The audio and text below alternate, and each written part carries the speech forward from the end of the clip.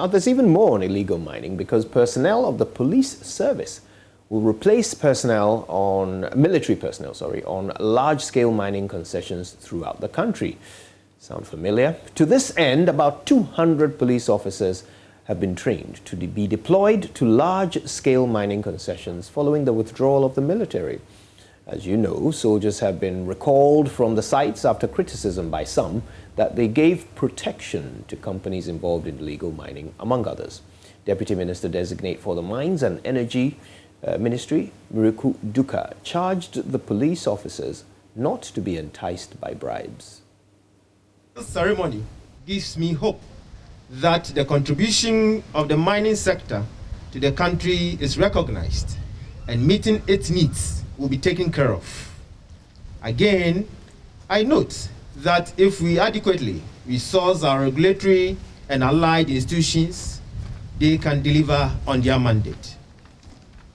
I am indeed happy to witness the passing out of a contingent of 200 energetic police officers who are being deployed to provide security to the large-scale mining concessions after successfully undergoing a 2-week pre-deployment training program, which was designed specifically to hone their expertise in dealing with mining-related issues. There is no shred of doubt that today's event further underscores the government's determination to build a viable and sustainable mining industry that will be mutually beneficial to the state and the investment community. Ladies and gentlemen, as we are all aware, the mining industry remains a key enabler of industrialization and broad-based economic development in Ghana and elsewhere. As the industry endeavors to do more for its host country and communities, Ghana will continue to create the needed partnership that brings the kind of mutual benefits that should be associated with the blossoming mining industry. Now, a ceremony to deploy their replacements was held earlier in Winneba, in the central region, from where Richard Kojo Nyako joins us now. Kojo, thanks for your time. Was there any explanation as to why the soldiers are being replaced by police? No, there was no explanation to that. All that they said was that they were deploying these people to the various mining sites to protect the rivers and then Ghana's forest reserve. And so there was no mention of anything that these people are going to replace the military at the sites. Right. Now, the original campaign against Galamsey in the previous term of the president ended in the same way. The military were withdrawn, the police were sent in to replace them. But we all know how that went. So what exactly are the police supposed to do this time? I understand they've gone through some pre-deployment training. Yes, exactly. So, and that is why these are police personnel. And so they were called to the Winneba to be trained for 2 weeks. And so they've been trained on how to handle things relating to mining, how to also handle human rights issues as far as mining is concerned. And so they've gone through a lot. They believe that they are fully prepared to undertake that task. And so that is why a contingent of 200 men would be taken to their various places and then begin that. They believe that this would help solve what we are all going through or witnessing at the various mining sites. So that is why it is so. Right. Tell us about the Minister of Lands and Natural Resources. I understand that he's been cautioning security personnel. So, Kojo, you know that one of the issues that has been cropping up in this whole Galamsey operation is the issue of bribery, that some of these miners are able to bribe their way through. They are able to, because of the amount of money and the funds they will be able to bribe the security personnel that go to mine there. And so that is why he says that it will defeat the purpose for which they are being deployed to the area should they go and be accepting bribe. And so they will let the entire country down because they have reposed a lot of confidence in them, and they believe that with the training and the resources that have been spent on them, they are not going to they are not going to let the entire nation down. Right. Now, we've been receiving reports of theft of mining equipment from the sites, including detonators. Well, what can you tell us about that? Exactly. So the minister mentioned the case in which Pesas Mining, a mining company, some people invaded where they were and then made away with some detonators. It is not only that. These mining companies and then even the communities in which these mining activities take place, they suffer a lot as a result of what transpires. The people believe that they have money, they have wealth, and so day in and day out, robberies occurred there, and other high rate of theft also go on there. And so that is why they are appealing that with the deployment of these people, they are going to ensure that these people are adequately protected. We are talking about those who are legally mining or undertaking the mining activities there. And so that is what the minister said with respect to that. All right. Thank you very much for that wrap. Richard Kojo-Nyarko is our Central Regional correspondent. Let's now hear from Chief Inspector Theodore Hlomenu.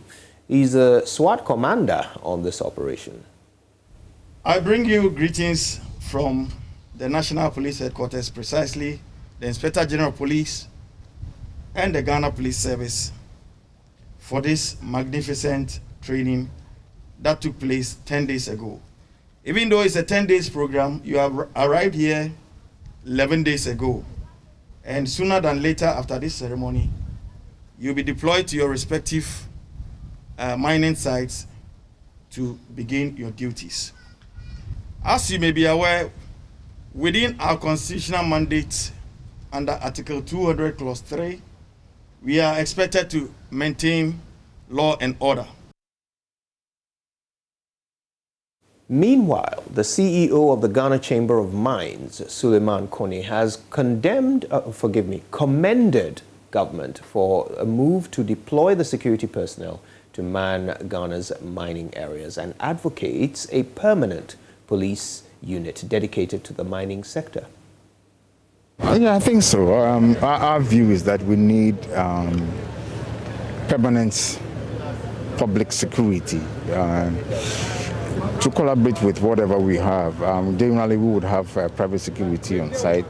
Private security organizations would deploy people on site. But given that they are not armed and some of these intruders, some of these people who come into the concessions of mining companies are armed, it makes a lot of sense to have the police force, which is mandated by law, which is allowed by law, to actually also be so, empowered to be able to confront and arrest, critical situations you find on mine concessions due to encroachment by armed, miscreants. So we believe that it's a good initiative, and we are going to collaborate with government to make sure that this is sustained into the future. So it's not like a one-off.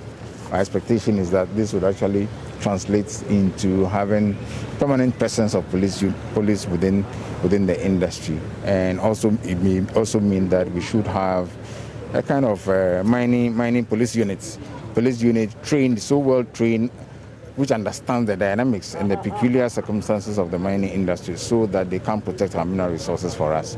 So yes, we think that is a very good start. The Deputy Minister Designate spoke about encroachment, which even translates into breaking into explosive magazines and all of that. And sometimes they even go to the gold room where they really want to steal gold. This is pure theft. So it's a major issue when you don't have the requisite security apparatus to really help you to address this. And because the resources belong to all of us, it's a national resource. Although we have actually outsourced the mining to third parties, it still belongs to us. And therefore, if we are interested in these resources, which I believe we are, then we should make sure that the best of security is actually afforded to these companies so that they can continue to work on our behalf, because effectively that is what is happening. We have actually given them concessions for defined periods to work on our behalf based upon agreed terms and conditions. So it's important that we continue to provide security to this national resource. I spoke about how blessed we are as a country, because we all know that the global economy was actually ravaged because of COVID. Yes, you can't say that Ghana was not so affected. We were affected, but probably not to the same extent in terms of the economy. because you saw how well the mining industry did, especially the gold subsector. In fact, last year, the gold subsector accounted for about 48% of gross merchandise export. It just tells you how important this subsector is. Therefore, we should have an eye on protecting this particular sector. It inures to our benefit. If we don't do that, we'll just be shooting ourselves in the foot. So let's provide security across the